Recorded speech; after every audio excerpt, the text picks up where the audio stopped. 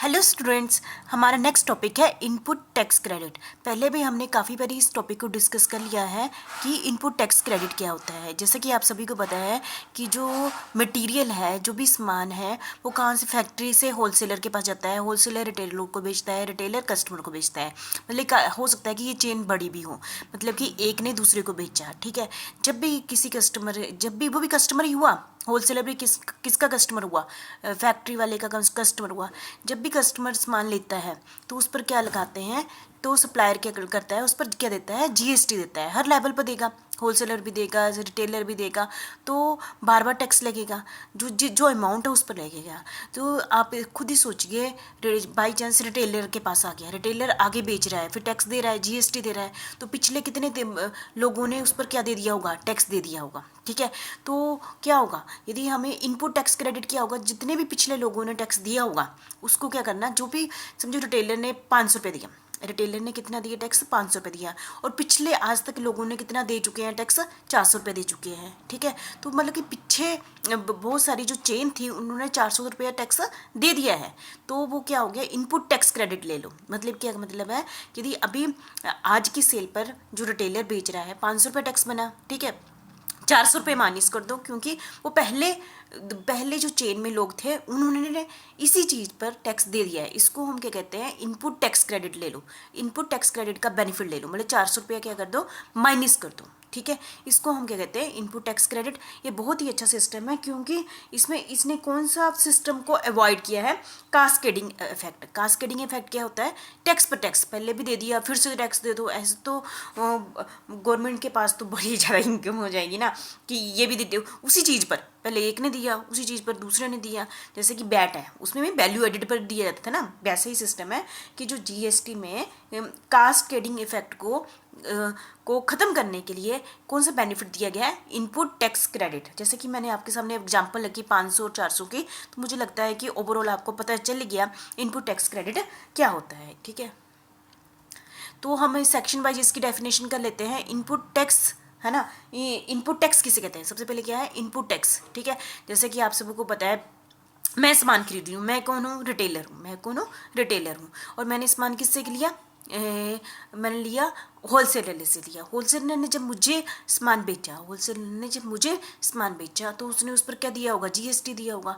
तो वो क्या हो गया, मेरे पॉइंट ऑफ व्यू से, मेरे पॉइंट, मैं कौन हूँ, रिटेलर हूँ, मेरे पॉइंट ऑफ व्यू से जो टैक्स किसने दिया है, होलसेलर ने दिया है, वो कौन सा टैक्स हो गया, इनपुट टैक्स हो गया। क्योंकि जो भी होलसेलर मुझे देता है वो मेरे लिए क्या है, इनपुट है।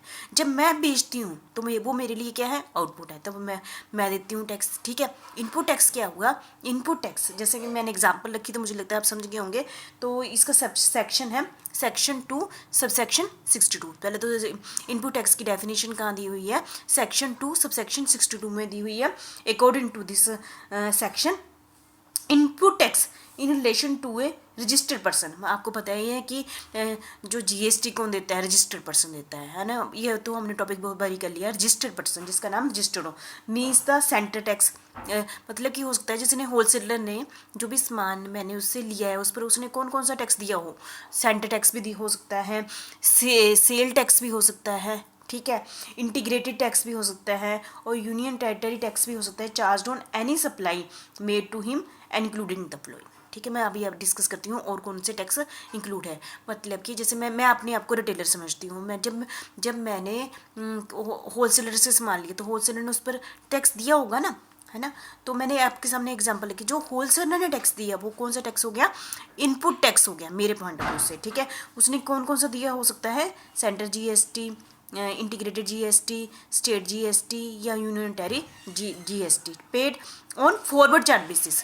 मतलब किसके बेस पर दिया होगा, फॉरवर्ड चार्जेस बेसिस पर दिया होगा। ठीक है, तो एक बार फिर से डेफिनेशन कर देते हैं। इनपुट टैक्स क्या होता है, इनपुट टैक्स क्रेडिट, ये तो था इनपुट टैक्स, ये था इनपुट टैक्स क्रेडिट क्या होता है, which is available to supplier to set off the tax he has paid on purchase of goods from output tax on sale of such goods. जैसे कि मैंने यहाँ पर आपके सामने एग्जाम्पल रखी ना, 500 रुपया मैंने टैक्स दिया है ना, तो पिछले लोगों ने अभी तक 400 रुपये दे दिया है, तो वो 400 रुपये का मैं बेनिफिट ले लूँ, मतलब इनपुट टैक्स क्रेडिट कितना हो गया, 400 रुपया। ठीक है, वो मैं माइनस करके फिर ये वाला सिस्टम हुआ है। ठीक है, तो इनपुट टैक्स किसे कहते हैं, मैंने टॉपिक किया था इनपुट टैक्स सेक्शन 262 ठीक है।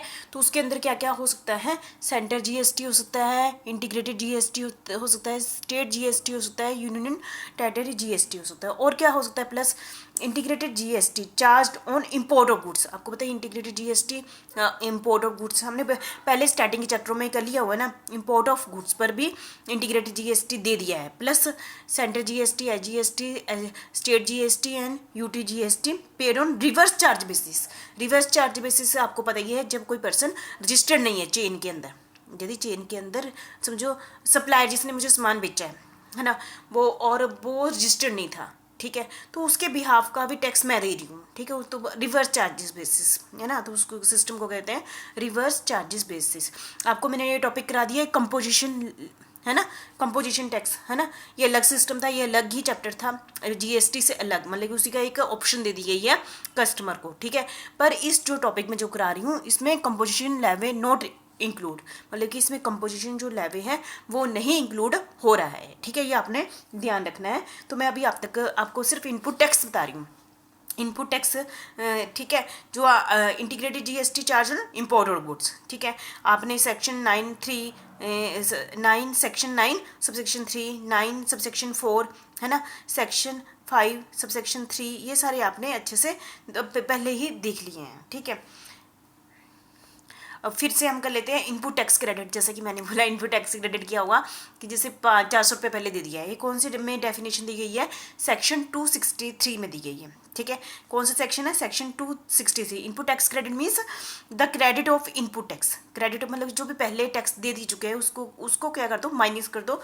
The meaning of include to word, मतलब कि इसमें दो शब्द हैं, एक तो इनपुट है ना, इनपुट आपको बताइए मेरे लिए इनपुट क्या है, जो होलसेलर ने मुझे दिया है ना, और टैक्स क्रेडिट, टैक्स उन्होंने पिछले बार उन्होंने जितना भी टैक्स दिया है वो वाला क्या कर दो, माइनस कर दो, ठीक है, समझ गए होंगे आप तो ना। तो tax credit refer to amount of tax a supplier और taxable person is able to reduce the, मतलब कि आउटपुट टैक्स, मतलब कि मैंने आपके सामने रखा, मैं रिटेलर हूँ, मैं उस पान पर मेरा टैक्स कितना बन रहा है, 500 रुपये बन रहा है, और पिछले लोगों ने 400 रुपये दे दिया है, ठीक है, तो 400 रुपये का करते माइनस कर दो, ठीक है।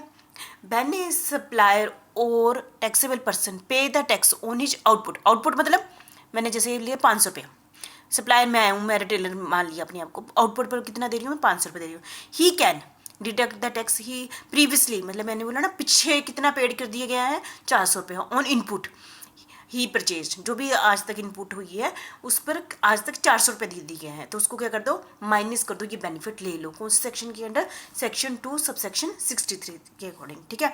इनपुट टैक्स क्रेडिट की setting of the amount of input tax paid on input against the amount of his output tax, ठीक है। मैंने इनपुट टैक्स क्रेडिट फिर से मैंने आपको समझा दी एक और डेफिनेशन, ठीक है। Thank you very much. अभी तक मैंने आपको बस इनपुट टैक्स और इनपुट टैक्स क्रेडिट ही फिर से डिटेल में बता दिए, क्योंकि ये पूरा चैप्टर ही इसी पे के अराउंड ही घूमेगा, तो आपको ये बिल्कुल अच्छे ढंग से क्लियर होना चाहिए इनपुट टैक्स क्रेडिट क्या होता है। Thank you.